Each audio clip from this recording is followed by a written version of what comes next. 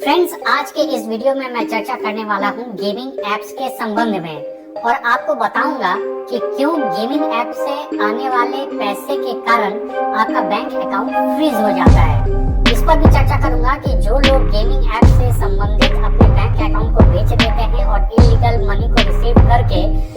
उन पैसों को उन लोगों को फॉरवर्ड करते हैं जो गेमिंग ऐप से पैसे जीतते हैं,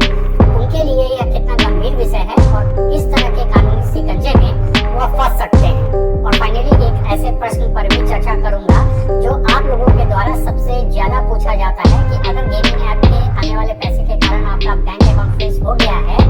तो क्या अगर हम साइबर सेल के सामने जा रहे हैं तो इस बात को साइबर सेल को बताएं या न बताएं कि जो पैसा हमारे बैंक अकाउंट में आया है वह गेमिंग ऐप से आया है।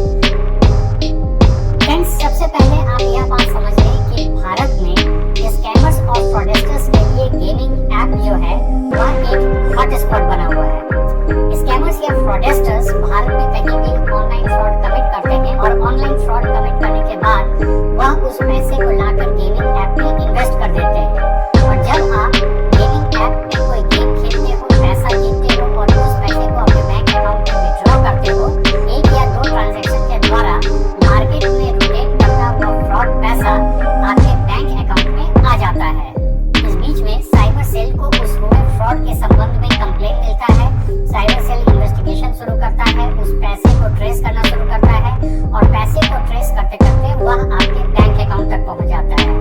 और यह पाता है कि जो भी पैसे का फ्रॉड हुआ है उसका एक पोर्शन जो है वह आपके बैंक अकाउंट में पड़ा हुआ है। अकॉर्डिंगली साइबर सेल आपके उस बैंक अकाउंट में उतने अमाउंट का लिंक लगा देता है या फिर आपका बैंक अकाउंट पूरी तरह से डेबिट फ्रीज करवा देता है। अब सवाल उठता है कि अगर गेमिंग ऐप के कारण आपका बैंक अकाउंट फ्रीज हो गया है तो यह आपके लिए कितना बड़ा चिंता का विषय है, क्योंकि प्राइमरली मैंने देखा है कि जब भी गेमिंग ऐप से आए हुए पैसे के कारण किसी का बैंक अकाउंट फ्रीज होता है तो वह सिर्फ इस बात को लेकर ही चिंतित हो जाते हैं कि उन्होंने गेम खेला है या बेटिंग की है, जबकि एक्चुअल बात यह है कि गेमिंग या बेटिंग समस्या नहीं है। समस्या है गेमिंग या बेटिंग में लगा हुआ फ्रॉड अमाउंट। मैंने फ्रीजिंग ऑफ बैंक अकाउंट के संबंध में सैकड़ों केसेस देखे हैं, लेकिन आज तक मैंने एक भी ऐसा केस नहीं देखा है जिसमें किसी भी व्यक्ति के ऊपर गेम खेलने या बेटिंग करने के लिए एफआईआर हुआ हो या फिर गेम खेलने या बेटिंग करने के लिए उनको प्रोसिक्यूट किया गया हो। इस पूरे मसले में जो भी इंक्वायरी होती है, एफआईआर होता है या किसी को प्रोसिक्यूट किया जाता है, उसके पीछे कारण होता है वो फ्रॉड पैसा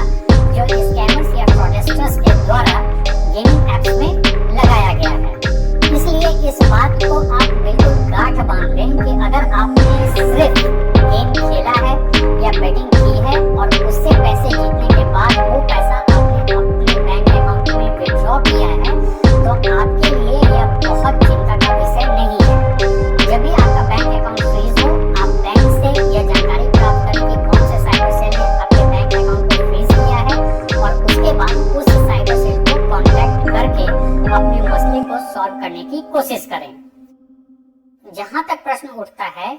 कि अगर हम साइबर सेल के सामने जा रहे हैं तो क्या साइबर सेल को हम यह बता सकते हैं या नहीं कि जो पैसा हमारे बैंक अकाउंट में आया है वह हमने गेमिंग से जीता है या फिर बेटिंग करके जीता है। तो इस मसले पर अब मेरा प्रश्न है आप सभी से कि क्या आप सच में यह समझते हैं कि साइबर सेल को इस बात का पता नहीं होता है कि जो पैसा आपके बैंक अकाउंट में आया है वह कहां से आया है? अगर आप ऐसा सोच रहे हैं तो आप पूरी तरह से गलत हैं, क्योंकि साइबर सेल को अमूमन यह पूरी तरह से जानकारी होती है कि जो पैसा आपके बैंक अकाउंट में आया है वह पैसा गेमिंग ऐप से आया है। और जिन मसलों में साइबर सेल को जानकारी नहीं भी होती है तो अगर आप साइबर सेल को झूठ बोल देंगे तो बाद में इंक्वायरी के दौरान जब साइबर सेल को यह पता चलेगा कि वह पैसा गेमिंग ऐप के द्वारा आपके बैंक अकाउंट में आया है तो आपका बोला हुआ झूठ ही आपके अगेंस्ट चला जाएगा। आप इस बात को समझें कि यह जो पूरा ट्रांजैक्शन है वह ऑनलाइन हो रहा है, कहीं भी यहाँ पर कोई भी काम ऑफलाइन नहीं हो रहा है। ऑफलाइन काम को तो आप साइबर सेल या इन्वेस्टिगेटिंग एजेंसियों से एक समय के लिए छुपा भी सकते हैं, लेकिन जो भी ऑनलाइन ट्रांजैक्शन हुआ है उन ट्रांजैक्शन के डिजिटल फुटप्रिंट्स को पकड़कर साइबर सेल बहुत ही आसानी से यह पता लगा लेगा कि आपके पास जो भी पैसा आया है वह गेमिंग ऐप के द्वारा आया है। इसलिए कभी भी साइबर सेल के सामने झूठ ना बोलें, गलत बयानबाजी ना करें। अगर आपके पास गेमिंग ऐप के द्वारा आपके बैंक अकाउंट में पैसा आया है तो निर्भीक होकर इस बात को आप साइबर सेल को बता सकते हैं। इसमें किसी तरह की समस्या आपको नहीं होगी। तो ये तो बात हुई उन लोगों की जो सिर्फ गेमिंग ऐप खेल रहे हैं, बेटिंग कर रहे हैं और उससे पैसा विड्रॉ करके अपने बैंक अकाउंट में ले रहे हैं। आपका अगर बैंक अकाउंट फ्रीज भी हो रहा है तो बहुत चिंता का विषय नहीं है, आप आसानी से अपने बैंक अकाउंट को रिलीज करवा सकते हैं। लेकिन समस्या उन सेकंड कैटेगरीज के लोगों के लिए आती है जो अपना बैंक अकाउंट इन स्कैमर्स और फ्रॉडस्टर्स के हाथों बेच देते हैं या फिर कमीशन के लालच में उनके साथ काम करने लगते हैं। जब आपने गेम खेला होगा तो आपने एक बात मार्क किया होगा कि जो भी आप पेमेंट करते हैं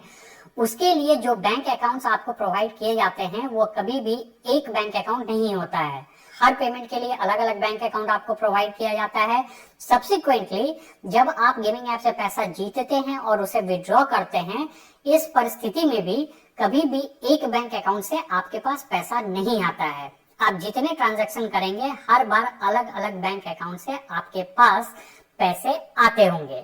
इसके अलावा कभी भी उन गेमिंग ऐप कंपनीज या गेमिंग ऐप के नाम पर वह अकाउंट्स नहीं होते हैं। तो क्या कभी आपने सोचा है कि क्यों जब आप पेमेंट करते हैं या रिसीव करते हैं तो हर बार आप अलग अलग बैंक अकाउंट में पेमेंट को करते हैं या फिर वो पैसा रिसीव करते हैं? इसका कारण यह है कि यह स्कैमर्स और फ्रॉडस्टर्स जो होते हैं वो वर्क फ्रॉम होम या फिर पैसे कमाने का लालच देकर बहुत सारे लोगों को अपने जाल में फंसा लेते हैं। वो या तो उनका बैंक अकाउंट एक फिक्स्ड पैसे के लिए खरीद लेते हैं या फिर उनको कहते हैं कि आपके बैंक अकाउंट में हम पैसा ट्रांसफर करेंगे और फिर हम जिन्हें जिन्हें आपको पैसा ट्रांसफर करने के लिए कहेंगे उनको आपको उतना पैसा ट्रांसफर करना होगा। इसके बदले में वह आपको अच्छा खासा कमीशन देने का भी लालच देते हैं। इसके लिए अगर आप तैयार हो जाते हैं तो वह एक अच्छा खासा अमाउंट आपके बैंक अकाउंट में जमा कर देते हैं और उसके बाद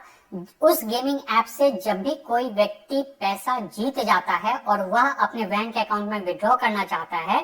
तो यह स्कैमर्स या फ्रॉडस्टर्स जो हैं उस व्यक्ति को निर्देश देते हैं कि आप फला व्यक्ति के अकाउंट में इतना पैसा जमा कर दें। इसी ट्रांजैक्शन के दौरान फ्रॉडस्टर्स और स्कैमर्स जो है अपना फ्रॉड किया हुआ पैसा लाकर और इन बैंक अकाउंट्स में जमा कर देते हैं और इन बैंक अकाउंट के द्वारा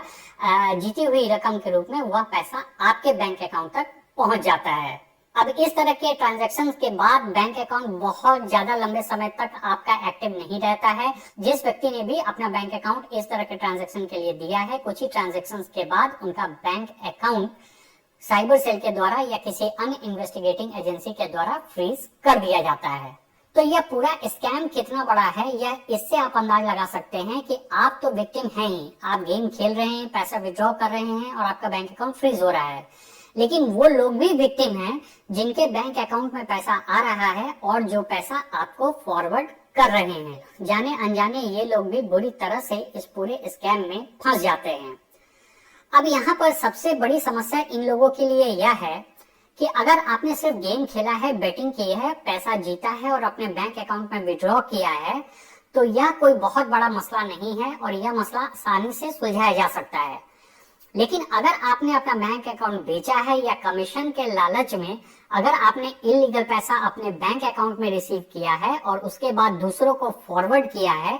तो यहाँ पर आपके लिए गंभीर समस्या है, क्योंकि कल को जब साइबर सेल या फिर और कोई इन्वेस्टिगेशन एजेंसी इस पर एक्शन लेगा तो फिर आपको क्लैरिफिकेशन देते नहीं बनेगा कि इतने सारे ट्रांजैक्शन आपने क्यों किए और कहां से किए। यह स्कैमर्स तो आराम से पल्ला झाड़ कर निकल जाएंगे और आपका सिर्फ यह कहना कि आपने अपना बैंक अकाउंट बेच दिया था या आप कमीशन के लालच में इस तरह का काम कर रहे थे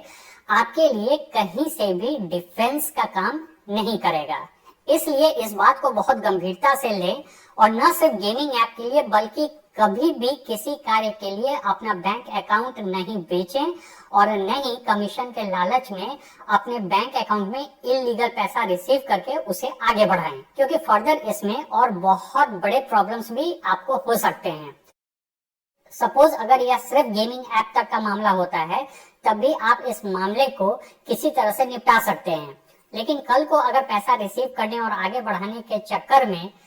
आप जाने अनजाने मनी लॉन्ड्रिंग के चक्कर में फंस गए, तो फिर आपके लिए इससे निकलना लगभग नामुमकिन हो जाएगा। इसलिए प्लीज कभी भी गलती से भी अपने बैंक अकाउंट को इन सब कामों में इस्तेमाल नहीं करें, नहीं तो बहुत बड़े कानूनी झमेले में आप फंस जाएंगे। इसके अलावा आपके लिए तब भी बहुत बड़ी समस्या खड़ी हो सकती है अगर आप उस गेमिंग ऐप के ऑर्गेनाइजर हैं या फिर उस गेमिंग ऐप को चलाने में आप किसी भी तरह का अन्य सहायता प्रदान कर रहे हैं। फॉर एग्जाम्पल, अपने गेमिंग ऐप को बढ़ाने के लिए आप नए मेंबर्स बना रहे हैं, उनको अपने गेमिंग ऐप के साथ ऐड कर रहे हैं। इसके अलावा आप किसी भी तरह के उस गेमिंग ऐप को चलाने या ऑर्गेनाइज करने में सहायता कर रहे हैं, तो यह भी आपके लिए एक बहुत बड़ा प्रॉब्लम होगा, क्योंकि इन सारी बातों की सफाई कानूनी एजेंसियों को देनी पड़ेगी और मामला सिर्फ गेम खेलने भर का नहीं होगा। इसलिए आपके लिए समस्याएं कहीं ज्यादा बढ़ी हुई होंगी। इसलिए हमेशा सावधानी रखें, नहीं अपना बैंक अकाउंट यूज होने दें गेमिंग ऐप के लिए और नहीं किसी भी तरह से उस गेमिंग ऐप को ऑर्गेनाइज करने या चलाने में किसी की भी सहायता करें। तो आशा करता हूँ ये सारी जानकारियां आपको इन्फॉर्मेटिव लगी होगी और गेमिंग ऐप से आने वाले फ्रॉड पैसे से जो प्रॉब्लम्स उत्पन्न हो रहा है उससे आपको बचाने में सहायक होंगी। Thanks for watching.